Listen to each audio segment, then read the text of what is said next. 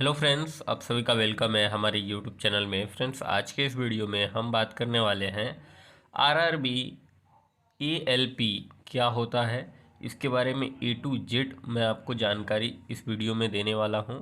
इसके लिए एलिजिबिलिटी क्या चाहिए होता है, क्वालिफ़िकेशन क्या मांगा जाता है, एज लिमिट क्या मांगा जाता है, कौन से कैंडिडेट ये आरआरबी एएलपी में अप्लाई कर सकते हैं और किस तरीके से प्रमोशंस होते हैं, कितनी तक सैलरी मिल जाती है, ए टू जेड पूरी जानकारी हम देखने वाले हैं।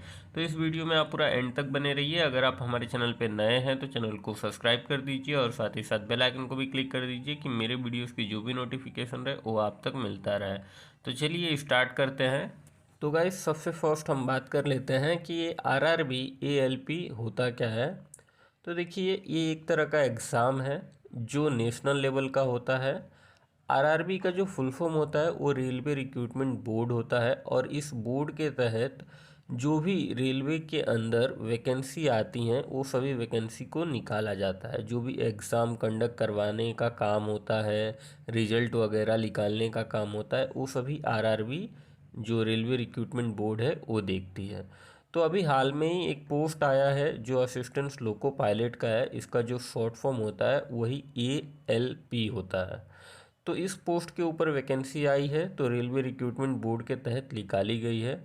और अगर आप किसी भी इंडिया के किसी भी स्टेट से बिलोंग करते हैं तो आप एलिजिबल होते हैं इस एग्ज़ाम को देने के लिए। लेकिन आपके पास ये क्वालिफ़िकेशन भी होना चाहिए कि अगर आप 10th क्लास पास हैं प्लस आपके पास आईटीआई किसी भी ट्रेड के अंदर है, एनसीबीटी या एससीबीटी से पास आउट, तो आप एलिजिबल होंगे इस एग्ज़ाम को देने के लिए। या तो SSLC प्लस आईटीआई का कोर्स आपके पास है तो आप एलिजिबल हैं, या आपने कोई अप्रेंटिसशिप रेलवे के अंदर किया है तो आप एलिजिबल होते हैं, या आपका डिप्लोमा इन इंजीनियरिंग आप किए हैं मैकेनिकल में, इलेक्ट्रिकल में, तो आप एलिजिबल होते हैं, या आपने बीटेक किया है किसी भी डिसिप्लिन में तो भी आप एलिजिबल होते हैं इस एग्ज़ाम को देने के लिए। तो ध्यान रहे, ये क्वालिफ़िकेशन भी आपके पास होना बहुत कंपलसरी होता है। अगर हम एज लिमिट की बात करें तो मिनिमम आपको जो एज लिमिट मांगा जाता है वो 18 होता है, और मैक्सिमम आपका एज लिमिट 30 ईयर्स होना चाहिए। इसके बीच में अगर आपका एज लिमिट है तो ही आप इस एग्ज़ाम के लिए अप्लाई कर सकते हैं। नेक्स्ट बात कर लेते हैं एप्लीकेशन फ़ीस के बारे में। तो जो कैंडिडेट बिलोंग करते हैं जर्नल या ओबीसी कैटेगरी से तो उनको 500 रुपीज़ एप्लीकेशन फ़ीस देखने को मिल सकता है। और जो कैंडिडेट बिलोंग करते हैं SC ST एक्स सर्विसमैन से या और भी कोई इकोनॉमिकल बैकवर्ड क्लास से, और अगर आप फीमेल कैंडिडेट हैं तो आपको 250 रुपीज़ एप्लीकेशन फ़ीस देखने को मिल सकता है। नेक्स्ट बात कर लेते हैं सिलेक्शन प्रोसेस के बारे में। तो 3 स्टेजेस में आपके सिलेक्शंस होते हैं। CBT फर्स्ट एग्ज़ाम आपका होता है, उसके अंदर अगर आप क्वालिफाई होते हैं तो आपको CBT सेकेंड एग्ज़ाम देना होता है, और उसके अंदर अगर आप क्वालिफाई हो जाते हैं तो आपका डॉक्यूमेंट वेरिफिकेशन होता है। नेक्स्ट बात कर लेते हैं एग्ज़ाम पैटर्न के बारे में। तो जो फर्स्ट पेपर है CBT फर्स्ट पेपर, इसके एग्ज़ाम पैटर्न को देख लेते हैं।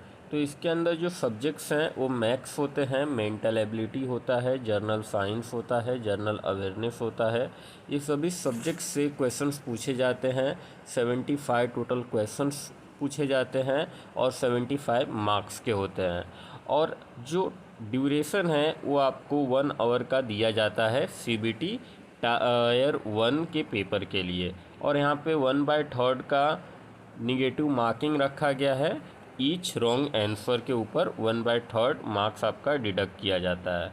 गाइस, यहाँ पे अगर हम बात करें क्वालिफाइंग का, जैसे कि आपको पता है कि जो CBT फर्स्ट एक क्वालिफाइंग पेपर होता है तो ही आप CBT सेकेंड पेपर के लिए एलिजिबल होते हैं देने के लिए। तो अगर आप जनरल कैटेगरी से बिलोंग करते हैं तो एटलीस्ट आपको 40% आपको मार्क्स स्कोर करना होता है। और अगर आप OBC SC से बिलोंग कर रहे हैं तो 30%, ST से बिलोंग कर रहे हैं तो 25%। और अगर हम CBT पेपर सेकेंड के बारे में बात करें तो ये पेपर को 2 सेक्शंस में डिवाइड किया गया है, सेक्शन A और सेक्शन B।